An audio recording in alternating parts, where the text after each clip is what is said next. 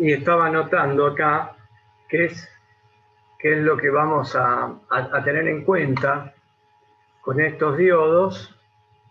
Yo les estaba anotando en propósitos generales, hacer nota y buscar un diodo o varios diodos y anotar, porque generalmente estos diodos pueden andar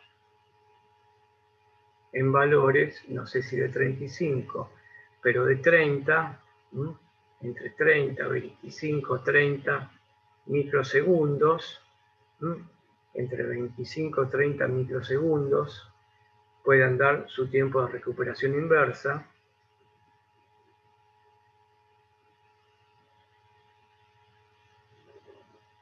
¿Para qué frecuencia se usa? ¿En qué frecuencia se usa? Es importante en un diodo de potencia, frecuencia, y la frecuencia va a ser menor a 1 kilohertz. ¿Qué otro dato podemos poner? La corriente que puede manejar un diodo de este tipo, que puede andar entre 1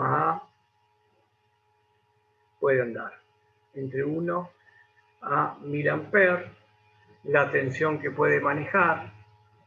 Son todos datos que vamos colocando en el trabajo de un diodo que vamos buscando, porque vamos a ir buscando datos. Se los voy a especificar bien en el trabajo, pero más o menos anoto valores que pueden ser típicos de estos diodos, entre 5 kilovolts. Si quiero anotar dentro de estos diodos que están acá, está ahí arriba, diodos de recuperación rápida, una característica de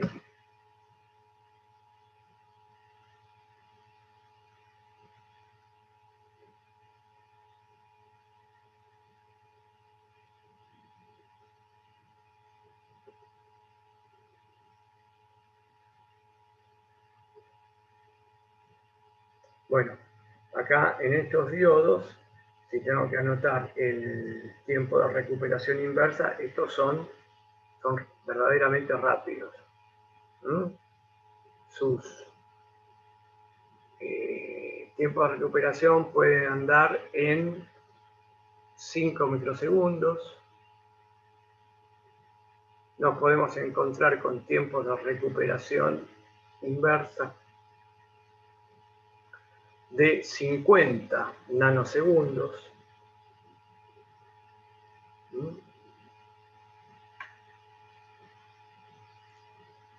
Tensiones. Les doy características, ¿no? Pueden ser tensiones de 50 a 3 kilovolts, puede ir más arriba, más abajo. Las corrientes pueden ir de 0, no sé, a 100 amperes.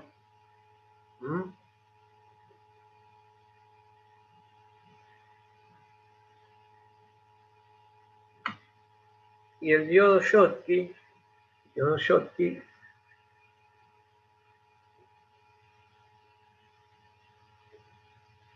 por ejemplo, las cosas cambian, se depositan, como les dije, no son como los diodos que vimos antes, sino que puede ser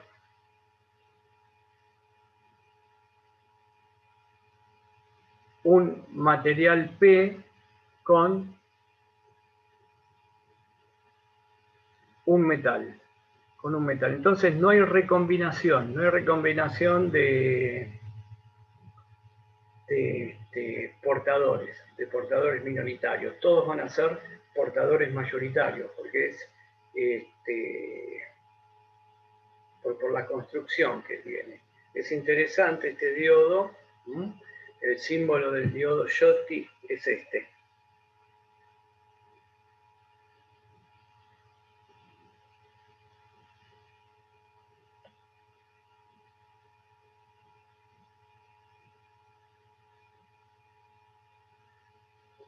Este es el símbolo. Tienen limitaciones.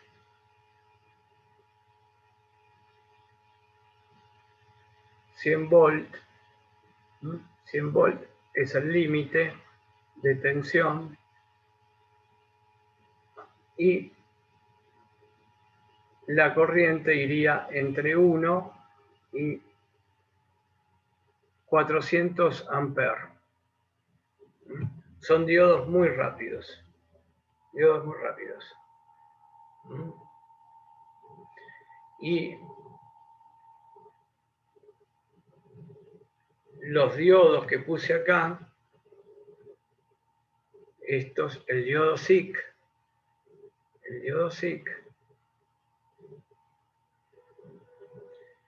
son muy especiales porque el diodo SiC, lo anoto ahí, el tiempo de recuperación inverso prácticamente cero. En este diodo,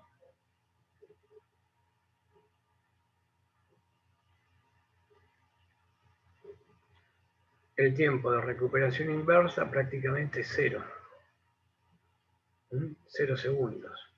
Pero son diodos que trabajan como máximo 600 volts y 10 amperes. 10 amperes. Bueno, ahí tenemos una introducción de los diodos ya dentro de electrónica de potencia, y tenemos que también anotar las frecuencias nosotros en cada uno de los diodos. Pero acá les doy un pantallazo que es lo que quiero que busquen de cada uno de estos diodos y que vean los parámetros más importantes: corrientes máximas, tensiones máximas que pueden soportar y tiempos de recuperación. Bueno, y ahora vamos a seguir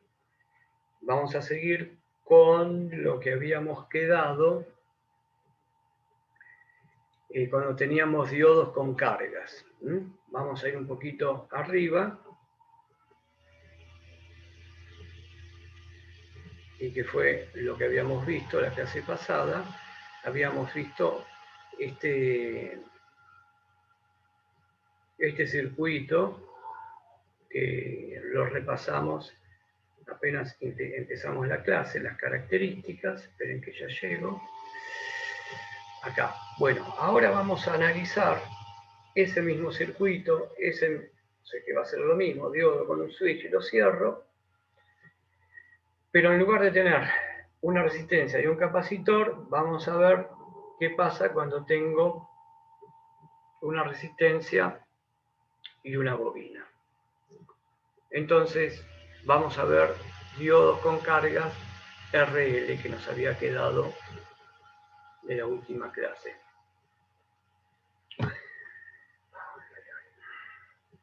Diodos con cargas. Ya se va a establecer. Vayan haciendo el circuito. Acá estamos. Entonces, ponemos diodo con carga RL.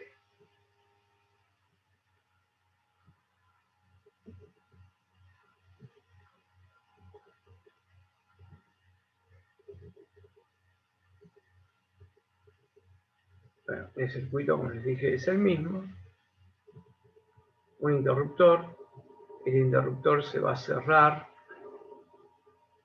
cuando yo empiece a cronometrar. Generalmente lo voy a cerrar en el tiempo 0 segundos. Voy a tener que conectar una fuente. Estoy analizando con continua yo. ¿Qué pasa cuando tengo ese circuito con continua?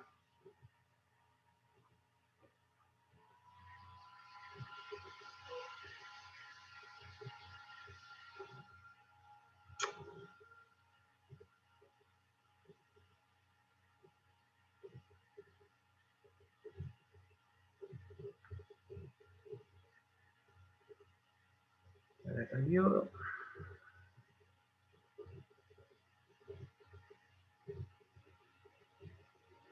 La resistencia limitadora. Perdón. Estamos viendo con carga inductiva y resistiva. Impedancia limitadora sería lo sumo. Ahí está. corriente continua, tampoco sería impedancia, un poco variable. Muy bien, entonces diodo, resistencia, inductancia, batería de su vez, corriente. Cuando bajo la llave se establece una corriente I. Por lo tanto, según la ley de Kirchhoff, yo voy a tener en los extremos de los elementos las respectivas caídas de tensiones, que las anoto con la regla de signos, que si la corriente entra en un elemento, entra por positivo, sale por negativo, y acá me define entonces que tengo una caída de tensión en la resistencia y me va a aparecer una caída de tensión en la bobina. Y lo que voy a hacer es tratar de desarrollar y escribir las ecuaciones como lo hicimos en el caso del circuito RL. Entonces, podemos desarrollar las ecuaciones. ¿Qué es lo que usamos? Las leyes de Kirchhoff,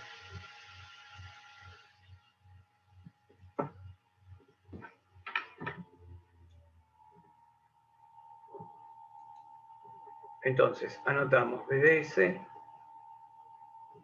la fuente, según Kirchhoff, ¿no? Va a tener que ser igual la suma de las fuerzas electromotrices, tengo una sola, va a tener que ser igual a la suma de las caídas de tensiones. VDR más VDL, esto lo escribo, la caída de tensión VDR la escribo como I por R, y la suma de la caída de tensión en la bobina, la caída de tensión en la bobina va a ser, ustedes saben que así como el capacitor va acumulando carga, también lo puedo pensar, el capacitor, ¿vieron cómo va creciendo la curva de la tensión en el capacitor? La curva de tensión en el capacitor yendo a un circuito RC, la tensión en el capacitor con respecto al tiempo, hasta que se estabiliza la tensión, va subiendo según la exponencial. Entonces yo puedo pensar de que el capacitor se opone a los cambios bruscos de tensión. Y la bobina tiene el mismo comportamiento con la corriente eléctrica. La caída de tensión en una bobina es el producto de L, este L que está acá es el coeficiente de autoinducción. El coeficiente de autoinducción es la capacidad, ¿no? La capacidad que tiene la bobina para generar un campo, la capacidad que tiene una bobina para tener, si está una tensión variable, una fuerza, inducir en otra bobina una fuerza electromotriz. Entonces, la caída de tensión en una bobina es el producto de ese valor multiplicado por las variaciones de corriente. O sea, una bobina se opone a que la corriente varíe bruscamente. Nunca voy a poder tener grandes, o sea, variaciones bruscas de corriente donde esté una bobina. Entonces, la expresión me queda I por R, voy a poner acá la misma I, para que no haya confusión, I por R me queda I por R más L por la derivada de I con respecto de T. Y lo que vamos a hacer es tratar de llegar a las mismas ecuaciones. Bueno,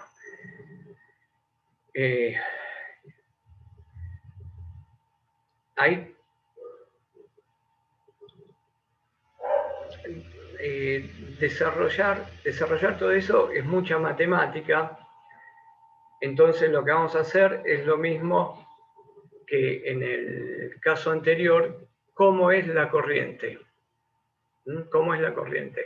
Resolviendo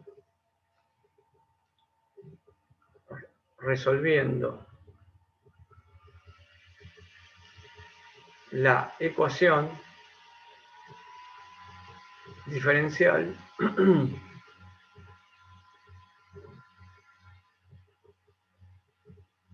se llega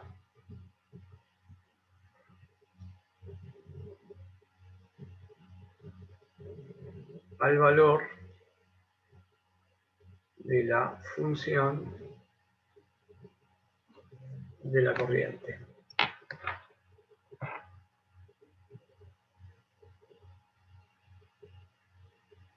Entonces, la corriente acá también va a depender del tiempo.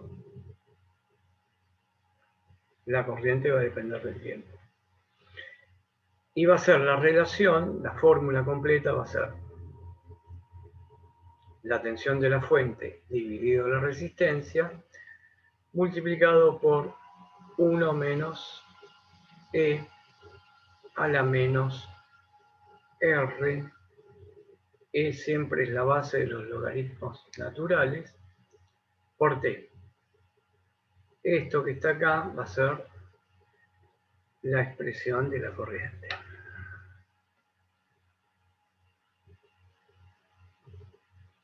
Resolviendo esta ecuación diferencial que está ahí. Menos R sobre L por T.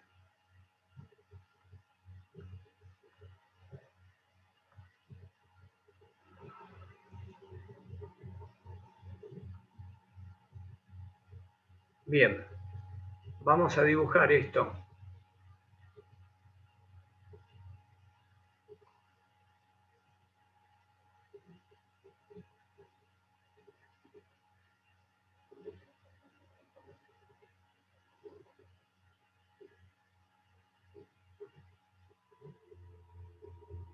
Voy a poner tiempo y acá vamos a poner la corriente.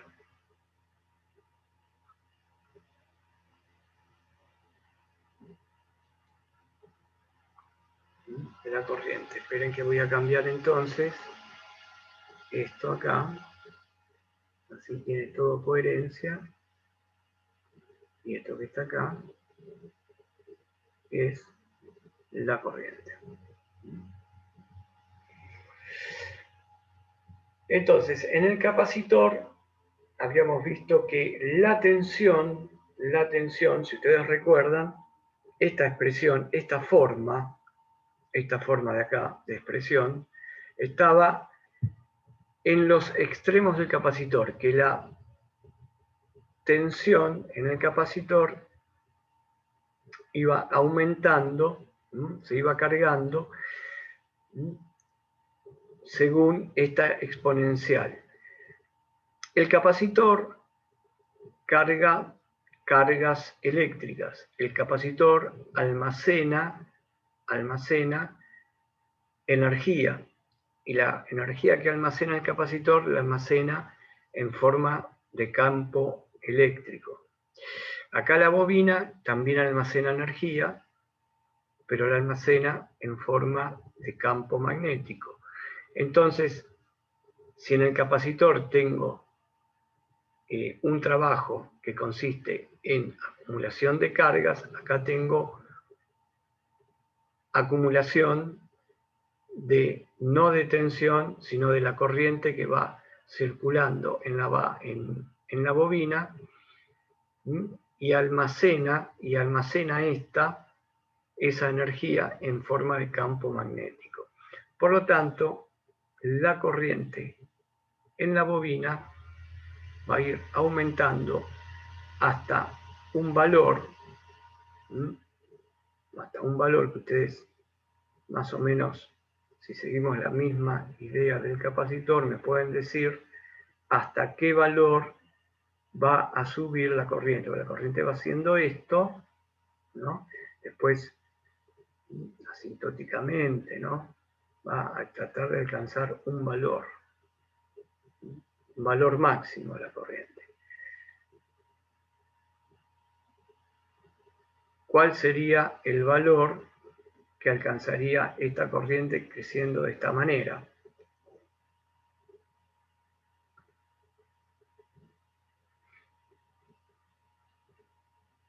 Piensen, si recuerdan cómo lo analizamos en el capacitor.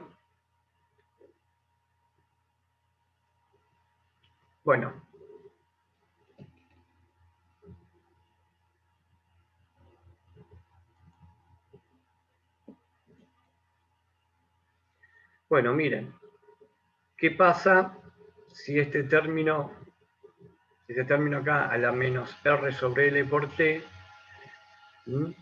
que es inverso, toma valores muy grandes, prácticamente cuando el tiempo está aumentando, este término se hace prácticamente cero y la corriente, una vez va a llegar, la corriente de una vez va a llegar a su valor máximo, que va a ser la tensión sobre R. Y acá está, es lógico, porque si nosotros analizamos este circuito en régimen permanente y en corriente continua, lo primero que nos dicen, la bobina es un cortocircuito, representa un cortocircuito en régimen permanente, y entonces la corriente va a ver la tensión sobre R. Y como yo les dije, en el capacitor hay un punto donde la corriente está subiendo, la corriente sube,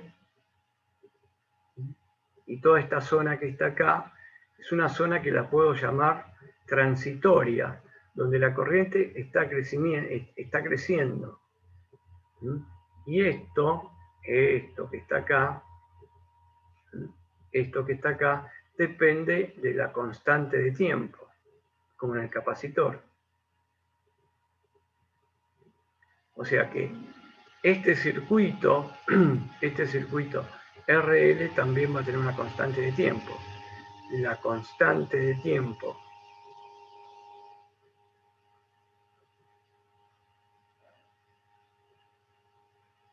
será tau R sobre L.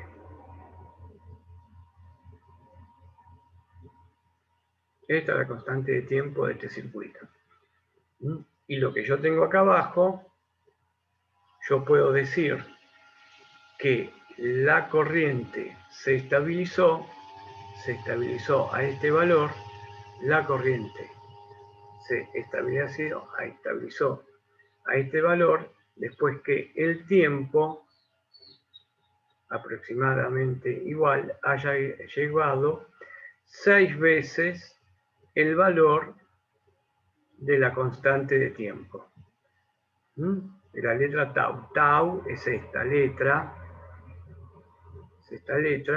que me define la constante de tiempo.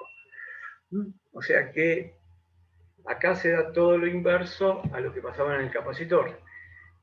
Esta forma de onda, este crecimiento lo tenía con la tensión, acá lo estoy teniendo con la corriente. ¿Y qué pasa con el voltaje en el inductor?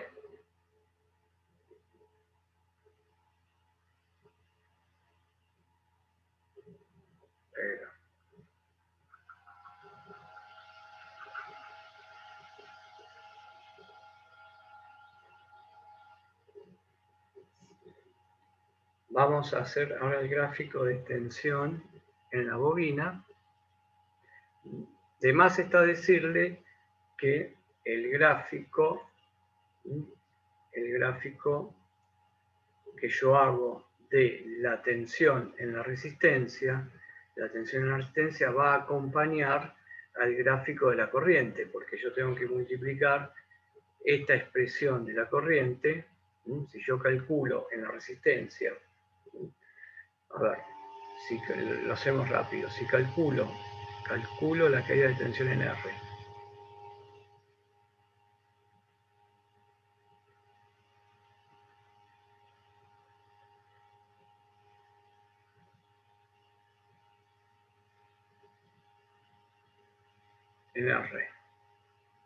la caída de tensión en R va a ser el producto de I por R, y siempre va acompañada de la forma de onda. Si yo hago ese producto, va a ser, la corriente es BDS dividido R, 1 menos, bueno, la constante de tiempo. Miren cómo lo pongo así, constante de tiempo, total ya sé cuánto es la constante de tiempo.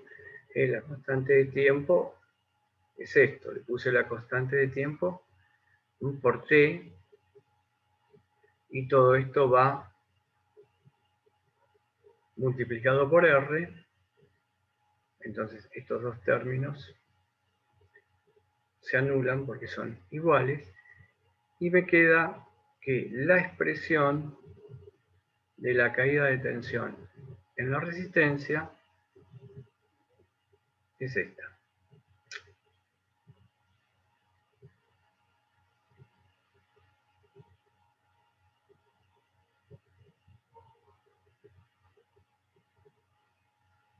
A la menos T por tau. Bien. Después la grafico, pero es exactamente esta que está acá. Donde la tensión en la resistencia llega al valor de la fuente. Pero vamos a ver qué pasa en la bobina. Vamos a calcular la caída de tensión en la bobina de la misma manera que calculé la caída de tensión en R. Pero la caída de la tensión en la bobina es L por la derivada de I a la derivada de T. Esto va a ser L, y la corriente que yo tengo es esta. Entonces tengo que derivar con respecto al tiempo, esta función, porque esta función que está acá depende del tiempo. Entonces todo esto me va a quedar como la derivada con respecto a T de todo lo que tengo ahí, BDS sobre R, por 1 menos E a la menos R sobre L por T. Esto es así, y este es el término que yo voy a derivar acá, ¿no es cierto?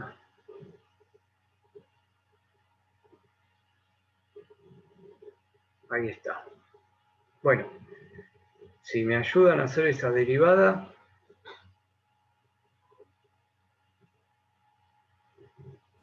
¿qué ganamos?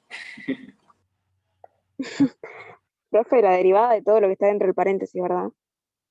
vamos a sacar del paréntesis lo que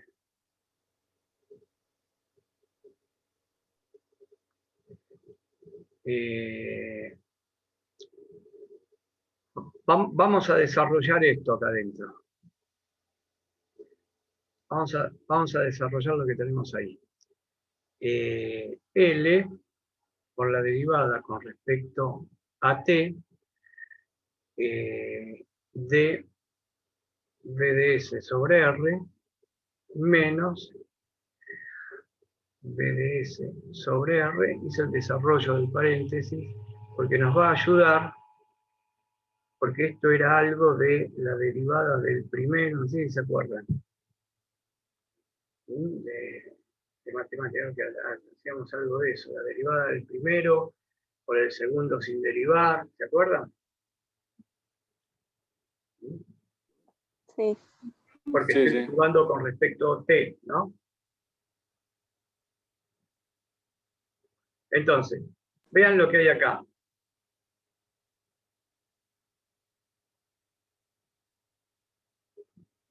Si yo tengo que derivar este término con respecto al tiempo, ¿cuánto me da la derivada de bs sobre r con respecto a t?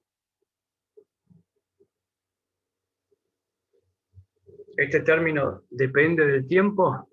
Lo que yo marqué acá, no depende. No, no depende. Es una constante. Entonces, ¿la derivada cuánto vale? 0. Muy bien. Bueno, ya está. Listo. Y entonces, ¿qué es lo que me queda ahora? Me queda la derivada, ¿no? Sí, me queda esto, la derivada de esto.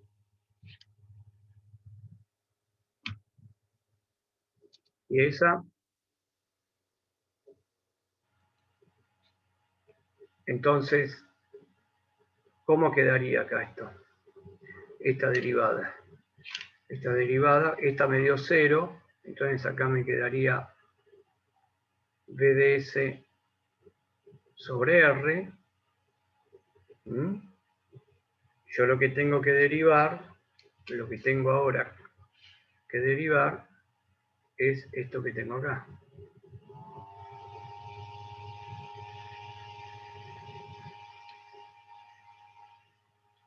Y la derivada de eso tendría que ser, si era arriba era x o menos x, era x por, la derivada era x por este valor, ¿no es cierto? Era una cosa así, era poner, entonces me queda una cosa así, me queda, pongo entre paréntesis, menos r sobre l, y esto multiplicado por menos r sobre l por t. Una cosa así, ¿no? Sí, algo así. ¿No? Porque e a la menos x, no podría ponerla como menos x, la derivada con respecto a x, me queda una cosa así, ¿no? E a la 2x, pongámosle, e a la 2x era 2, ¿no? Por todo el exponente que era ahí, bajaba el 2 y me quedaba eso. Bien, entonces, vamos a eliminar acá r, vamos a eliminar r, y vamos a eliminar l, y vamos a eliminar l. No, por acá tengo el igual. Acá tengo un igual. Y me queda menos por menos, menos por menos acá, me queda más. Entonces me queda v de s por e a la menos r sobre l por t. V de L es igual V de S por E a la menos R sobre L por T. Ahí está. Bueno, entonces ahora puedo hacer el gráfico. Puedo graficarlo. Puedo graficar la tensión. Ahí está. Este es el valor de la tensión en la bobina.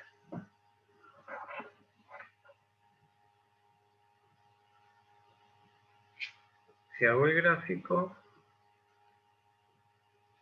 de la tensión, caída de tensión en la bobina, siempre desde el instante en que yo cerré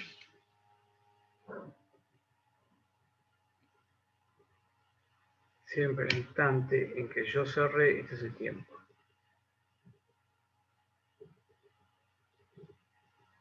Desde que yo cerré el interruptor. Y vean ustedes, en el momento que yo cierro el interruptor, siempre lo voy a hacer a donde yo empiezo a contar el tiempo, que es en el origen. en 0 segundos. Y es lógico entonces de que cuando nosotros, no sé si en el laboratorio,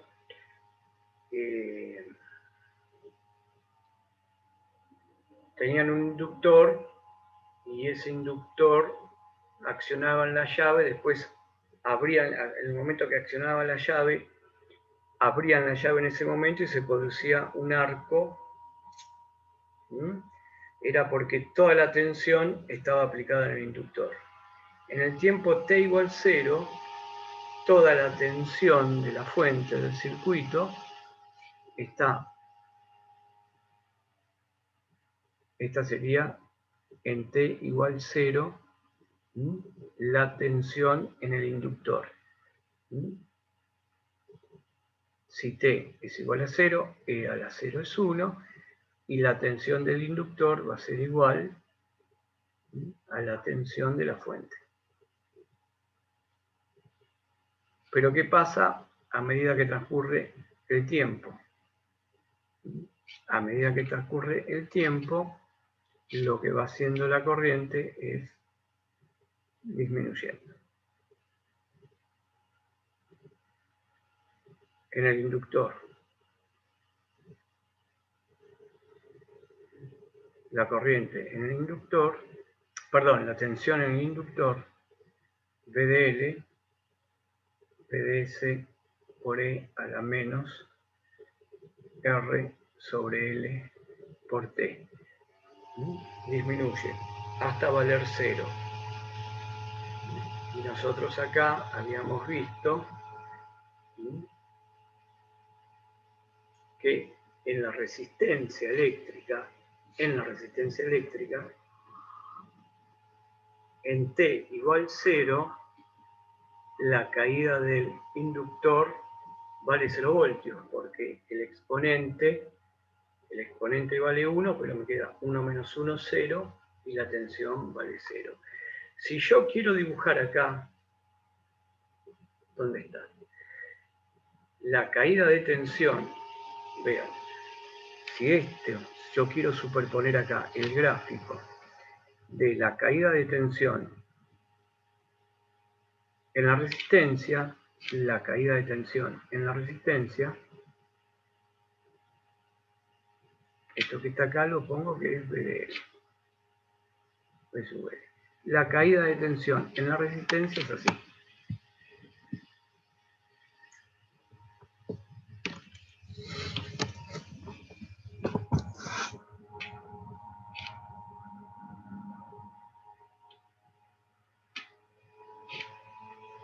Bueno, quiero pintarla de verde. Ahí va. La caída de tensión en la resistencia es esta.